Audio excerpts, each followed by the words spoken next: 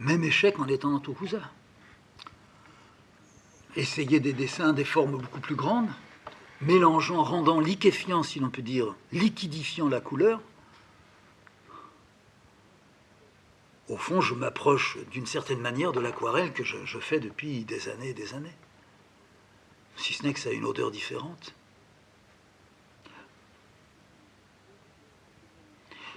Je n'ai insisté que pour me prouver que j'étais quand même capable de faire face ou de porter un échec qui n'en est même pas un vraiment, puisque rien n'a été commencé de ce côté-là, rien n'a été commencé. Mais j'ai persisté à avoir un matériel, non pas de plus en plus important. Pour moi, une certaine... comment dire, un respect, j'ai un respect mais très grand pour la pauvreté du crayon. Très très grand. Tout comme j'ai le même respect pour la simplicité de l'aquarelle. De la pâte sèche, le papier mouillé, une sorte d'évaporation spontanée, presque travaillant pour l'artiste lui-même. L'aquarelle, elle prend en charge une partie du geste de l'artiste, tandis que la peinture à l'huile, elle retient le geste,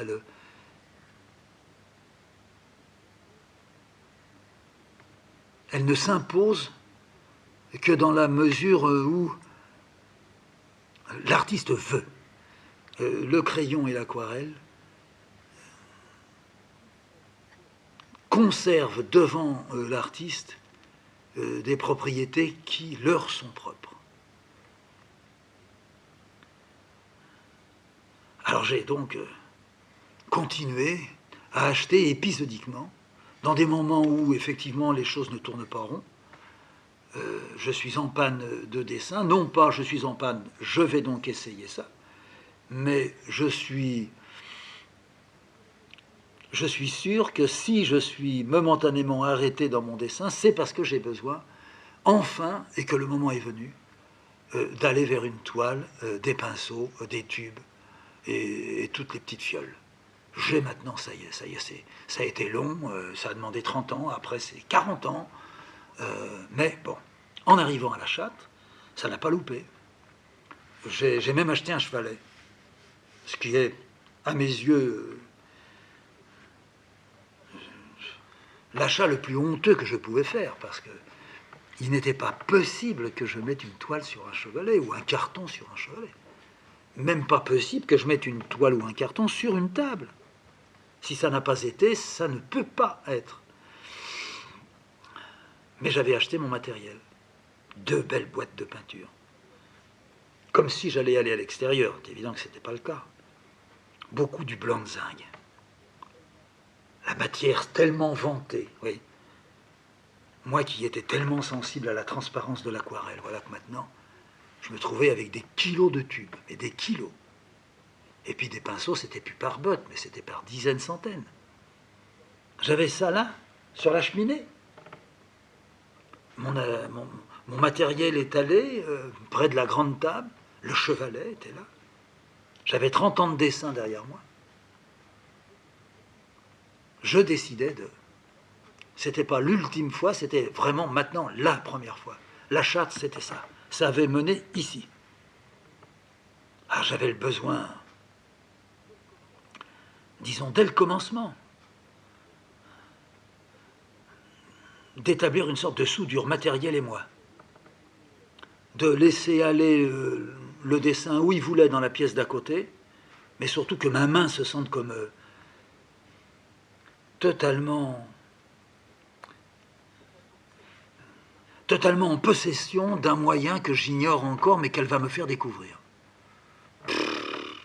Charabia.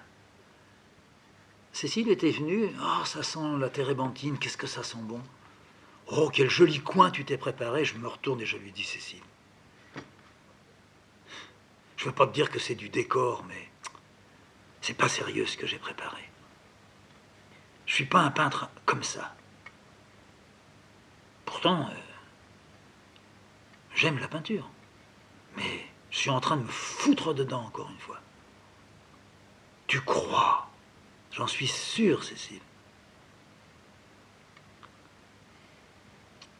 Bon, j'essaie quand même la soudure. Laissez aller la main. Je vais essayer de gratter. En grattant, peut-être que... Alors il me faudrait... Alors je me fabrique un objet. Après, je dis, je prendrai n'importe quoi. Je vais dans la salle de bain, je trouve un peigne. Allez, je prends un peigne. Avec un peigne, je vais essayer de peindre avec ça. Mais j'ai 60 ans. Oh, tout peut venir à 60 ans. Au contraire, c'est même là que ça vient toujours. Ça va pas. Alors je lisse, je fais l'envers, c'est avec le dos du peigne, du coup, que je peins. J'en ai plein les pattes, plein le froc. Je déteste être dégueulasse en travaillant. Ah ben là, j'ai gagné. J'essaye de donner un aspect de peau. Au fond, je réfléchis. Au fond, je suis con. Le mieux, ça serait de lécher. Si seulement je pouvais faire respirer la toile, ça serait bien. Espèce d'idiot. Idiot, je prends les pinceaux, je les fous par terre. C'est vraiment... Il y a un côté là... Il y a un côté malin en toi. On pourrait presque parler même de crânerie. Oui.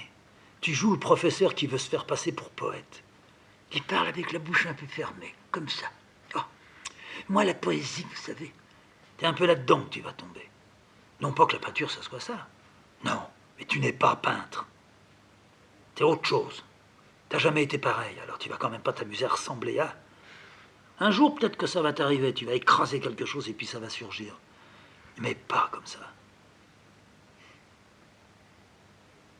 Ah oui, je devrais me croire en disant une chose pareille. Parce que le moyen pour trouver à faire respirer ce qui est mort, le papier, tout le but c'est de le faire vivant. J'ai vu mon papier respirer, à la fois par l'eau, à la fois par mon haleine, en m'approchant beaucoup et en ayant pris du papier pas très épais. Et c'était lui à ce moment-là qui faisait glisser la couleur plutôt ici que là. C'était lui-même qui le faisait. C'était le papier devenu vivant. C'était le papier mon ami. C'était même le papier mon chef. C'est avec un doigt que j'essayais d'effacer ou de pousser un petit peu la goutte. Je suis un type du subtil, ce qui n'est pas ni un honneur ni une grande chose, hein. Mais je suis un type du subtil. Je suis pas un type comme j'ai cru que... Non, non. On peut être subtil en tenant son pinceau, c'est vrai. Ben, je le suis quand je fais mon aquarelle. Mais peindre à l'huile, c'est comme à un moment donné quand on me disait « Vous faites des grands formats, des grands formats ». J'avais envie de leur dire « Vous m'emmerdez. Je fais ce que j'ai envie de faire. » Un grand format, ce n'est valable que s'il était préparé à être grand, mais pas préparé par l'homme. Si le dessin qui allait venir était un dessin grand, qui demandait grand, puis vous avez des dessins grands qui doivent se faire en petit format, parce que c'est la forme qui est grande dans l'esprit et non pas dans la surface. Allez leur expliquer ça. C'est grand, ils veulent grand, grand, grand. C'est l'Amérique qui leur a tapé dans les yeux.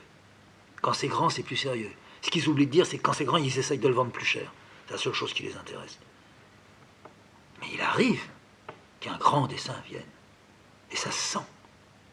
Et c'est pas tout le temps. C'est comme un petit. Il arrive qu'un petit dessin vienne bien. Qu'il ait trouvé une sorte de... Tout se déduit, se réduit, se rapporte. Ah, c'est.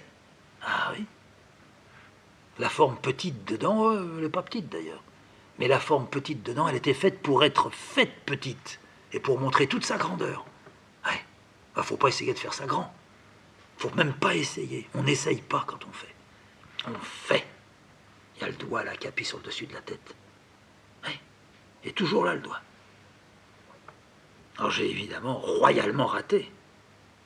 Je m'y suis remis plusieurs fois. J'ai essayé de m'installer dans le grenier une fois. J'ai dit je monte le chevalet là-haut. Romantique à souhait.